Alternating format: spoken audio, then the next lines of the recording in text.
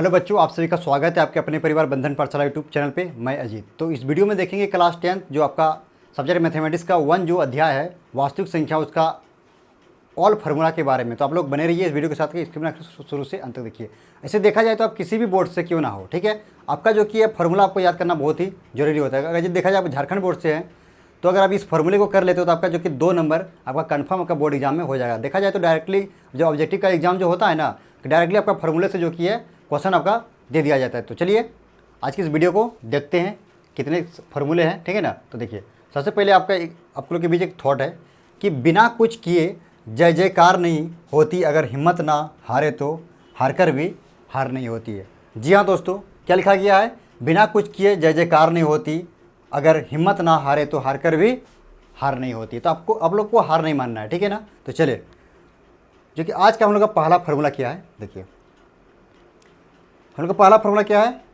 Euclid विभाजन प्रेमिका। ये आखिर क्या होता है, ठीक है ना। तो देखिए क्या होता है, दो धनात्मक पूर्णांक ए और बी दिए रहने पर ऐसी अद्वितीय पूर्ण संख्याएं क्यू और आर विद्यमान है कि, यानी कि ए बराबर, ये आपका क्या हो गया, ये मेन फार्मूला हो गया, ठीक है ना। क्या हो गया? मेन फार्मूला ए बराबर बी क्यू प्लस आर, ठीक है। ये आपका डायरेक्टली फार्मूला आपका एग्जाम में पूछा जाता है। आपको बोल दिया जाएगा कि बोला कि आपका मतलब कि ये 4 ऑप्शन इस तरह कहीं क्या रहेगा, बी बराबर ए क्यू प्लस आर, मतलब चेंज कर दिया जाएगा ऑप्शन, ठीक है ना। बोला कि निम्न में से कौन सा इसका मान सही होता है। या तो कभी कभी क्या क्या किया जाता है कि इसमें से किसी 3 वैल्यू का मान दे दिया जाएगा, बोलेगा कि किन्हीं एक का मान आपको ज्ञात करना है, ठीक है। लेकिन इसका एक कंडीशन भी है। क्या कंडीशन है कि आर का जो मान होता है ना, कि क्या होता है, 0 के बराबर होता है और 0 से हमेशा क्या होता है, बड़ा होता है, और बी से हमेशा क्या होता है, छोटा ही होता है। चलिए एग्जाम्पल समझते हैं, ठीक है। जैसे आप लोग के सामने जो कोई संख्या है, ठीक है ना, जैसे कि एग्जाम्पल मान लीजिए हम 3 ले लिए और इसको भाग करते हैं जो कि है आपका 13 ले लेते हैं, ठीक है ना। चलिए इसको पढ़िए, कितना बार भी चलेगा ये आपका, जो कि यहाँ पे हो जाएगा ये 12 4 × 12, एक आपका हासिल 1 बच गया, ठीक है ना। ठीक, ये आपका हासिल 1 बच गया यहाँ पे।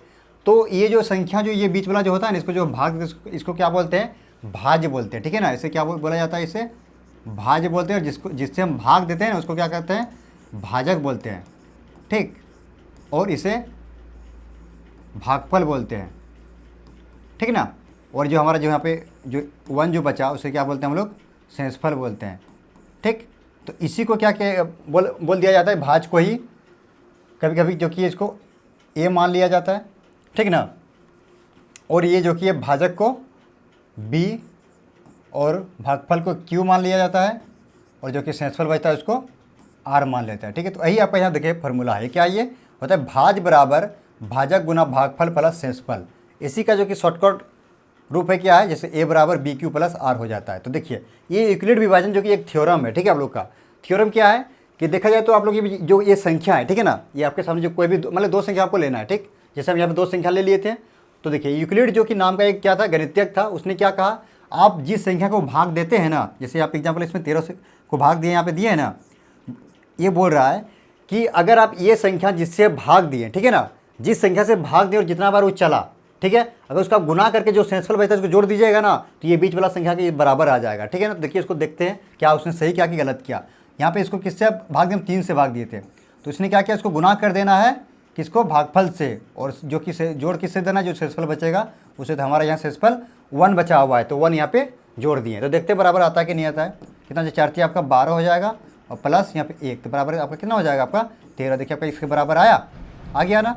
तो यूक्लिड विभाजन ने यही थ्योरम जो कि है सिद्ध किया था। तो जो कि इस फार्मूला को याद कर लेना है, क्या फार्मूला याद कर लेना है कि भाज बराबर भाजक गुना भागफल प्लस शेषफल, या तो फिर ए बराबर बी क्यू प्लस आर, मतलब कि दोनों आपको याद कर लेना है, ठीक है ना। कभी कभी मतलब कि दोनों ही पूछ देता है आपके एग्जाम में, तो आप लोग घबराना नहीं है, तो दोनों को याद कर लीजिएगा। इसका कंडीशन क्या होता है, जो आर का मान क्या होता है कि जो कि 0 से कभी बराबर भी हो सकता है और 0 से मतलब कि बड़ा होता है, और जो आर का मान बी से हमेशा क्या होता है, छोटा होता है, कभी बड़ा नहीं होता। देखिए आप, जैसे हम ये इसको बी माने, क्या आर का मान कभी भी ये बड़ा होगा, नहीं होगा, क्योंकि अगर देखा जाए तो अगर यदि मान ली यहाँ पे, अगर यदि यहाँ पे मेरा 4 रहता, ठीक है ना, अगर एग्जाम्पल के मेरा 4 यहाँ पर आ जाता, ठीक है, तो एक बार से फिर ये चल जाता था हासिल पर, फिर तो आपका हासिल आपका 1 ही बच जाता। तो इसीलिए आपका जो कि आर कभी भी जो कि बी से बड़ा नहीं होगा। तो चलिए इसके बाद जो कि आपका और एक फार्मूला है, क्या है, पर कि किन्हीं 2 धनात्मक पूर्णांकों ए और बी के लिए क्या होता है, एक फार्मूला आपको याद कर लेना है, HCF A B into L C M, A B मतलब कि ए बी क्या मतलब कि आपका दो धनात्मक पूर्णांक से बराबर क्या होता है ए गुना बी होता है। ये भी आपका फॉर्मूला जो कि डायरेक्ट पूछा जाता है आपको एग्जाम में, ठीक है, कभी कभी मतलब कि ऑब्जेक्टिव में दे दिया जाता है। तो ये जो सवाल जो बनाने में काम आएगा, जो कि एक्सरसाइज जो कि आपका है 1.2 में, जो कि ये सवाल बनाने में इसका इस फार्मूला का यूज होता है। और ये फार्मूला का जो कि अध्याय जो कि 1.1 में आपका इस फार्मूला का यूज होगा, ठीक, और इसका 1.2 में इसका यूज होगा। तो चलिए आई था आप लोग का, और अगला भी देखते हैं अगला फार्मूला क्या हुआ है। यहाँ पे देखिए, इसके बाद देखा जाए तो आपका क्या एक होता है आपका जो कि है क्या होता है एक परिमेय संख्या, ठीक। तो परिमेय संख्या आप लोग प्रचलित है, ये परिमेय संख्या किसे कहते हैं, जिसे हम P/Q के रूप में लिख सकते हैं, लेकिन Q का मान 0 नहीं होता है। तो ये यहाँ लिखा हुआ है, ऐसी संख्या जिन्हें P/Q के रूप में लिखा जा सकता है लेकिन Q बराबर 0 नहीं हो, उन्हें क्या कहते हैं हम लोग, परिमेय संख्या कहते हैं, जहाँ P और Q सहअभाज्य है। मतलब कि सहअभाज्य का मतलब क्या होता है कि P/Q मतलब कभी भी ये कटेगा नहीं। P/Q क्या होगा, जो संख्या मानेगा ना, जो मानेगा उसको कभी भी ये कटता नहीं है। यही सहअभाज्य का यही इसका नियम है सहअभाज्य का। ये जो संख्या है कभी आपका ये कटने वाला नहीं है, ठीक है ना। तो इसको क्या कहते हैं, सहअभाज्य संख्या कहते हैं। और देखिए परिमेय संख्या, ठीक है ना। अगला क्या है, इसके बाद आइए इसके बारे में समझते हैं कि परिमेय संख्याओं का दशमलव प्रसार या तो क्या होता है, शांत दशमलव प्रसार होता है, या तो फिर क्या होता है अशांत आवृत्ति दशमलव प्रसार होता है। मतलब कि देखा जाए तो परिमेय संख्या क्या दो प्रकार के होते हैं, एक क्या होता है शांत दशमलव प्रसार और दूसरा अशांत आवृत्ति दशमलव प्रसार होता है, ठीक है। तो चलिए इसको समझते हैं, शांत और अशांत, ठीक है ना। ये आपका एक शांत हो गया, ठीक है, और दूसरा क्या हो जाएगा ये अशांत आवृत्ति, ठीक। तो ऐसे देखा जाए तो ये दोनों क्या आपका क्या है, ये दोनों आपका ये परिमेय संख्या का ही ये क्या है एक पार्ट है, ठीक है ना। क्या है दोनों आपका परिमेय संख्या का ही जो कि ये पार्ट है। तो ऐसे देखा जाए तो शांत आपका एक क्या एक प्रकार का ये आपका ये एक परिमेय संख्या है, क्या ये एक परिमेय संख्या है, ठीक। और देखा जाए तो आपका जो कि अशांत जो कि है ना दो भाग में बढ़ जाता है। एक क्या होता है आवर्ती और दूसरा क्या हो जाता है अनावर्ती, ठीक है ना, अनावर्ती। तो देखिए परिमेय क्या हो जाएगा, जैसे आपके सामने कोई एक संख्या हो गया, ठीक है, जैसे संख्या कुछ भी मान सकते हो, जैसे आपका हो गया 7.25। इसके बाद ये संख्या आपका डॉट डॉट ऐसे कुछ नहीं होता, ठीक, मतलब एक संख्या में जाके ये रुक गया, ठीक है ना। ये आपका एक क्या हो जाएगा, ये आपका परिमेय संख्या हो जाएगा, ठीक।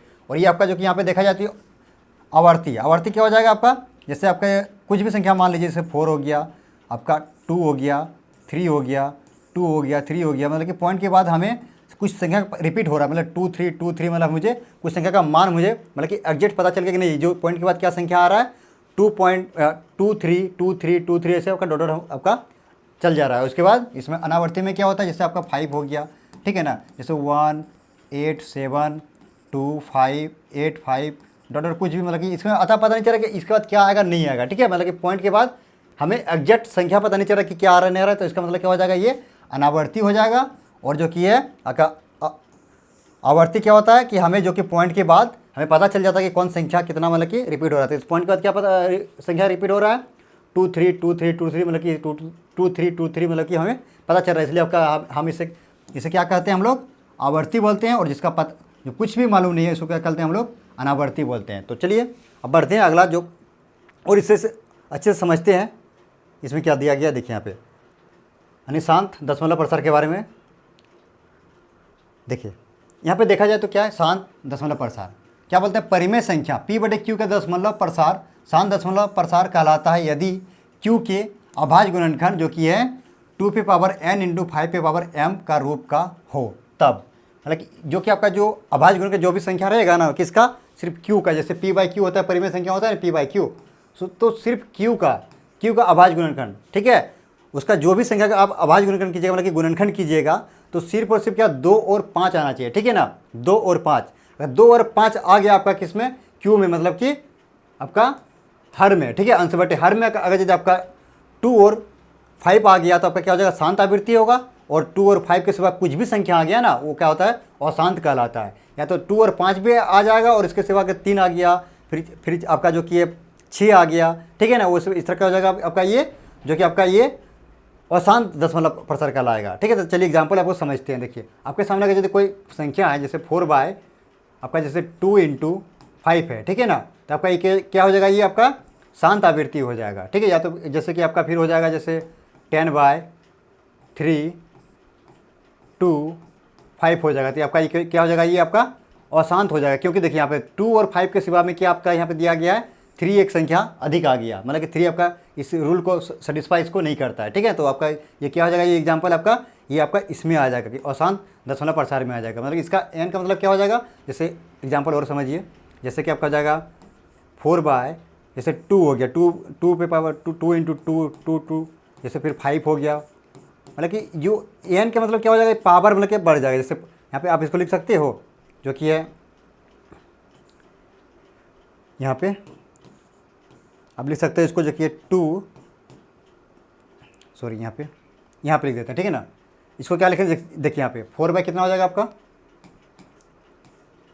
कितना बार है यहाँ 2 है 3 है, तो 2 पे पावर आपका 3 हो जाएगा, फिर इंटू 5 कितना है आपका 3 बार है, तो 5 पे पावर 3, यही तो आपका मतलब n का मान यहाँ पे कुछ भी हो सकता है, मतलब कि प्राकृतिक संख्या हो सकता है, ठीक है, नेचुरल नंबर, ठीक। तो मतलब कि ऋणात्मक नहीं सिर्फ धनात्मक संख्या होना चाहिए ऊपर में पावर, ठीक है। तो ये आपका जो ये नियम आपका सेटिस्फाई होगा। तो ये था n का मतलब कि जिस भी संख्या का हम गुणनखंड करेंगे, मतलब कि इसका हर का, अगर हमारा संख्या 2 पे पावर n और 5 पे पावर n के रूप में अगर आ गया तो हमारा क्या कहलाएगा, शांत आवृत्ति कहलाएगा। उसके सिवा अगर कुछ भी आ गया ना, आपका क्या हो जाएगा, अशांत कहलाएगा। और अगर अब ध्यान में यहाँ पे रखिएगा, अगर ये भी संख्या रहे, अगर यदि इसके सिवा अगर यहाँ पे कुछ दूसरा संख्या आ गया 3 आ गया, तो आपका जो कि ये आपका क्या हो जाएगा, ये अशांत आवृत्ति कहला जाएगा। इसमें आपका इस जो एग्जाम्पल इसमें आ जाएगा। तो इसे ऐसे देखा जाता है, एक ऑब्जेक्टिव क्वेश्चन इससे पूछा जाता है। तो वही था आप लोगों का जो कि है फार्मूला शीट।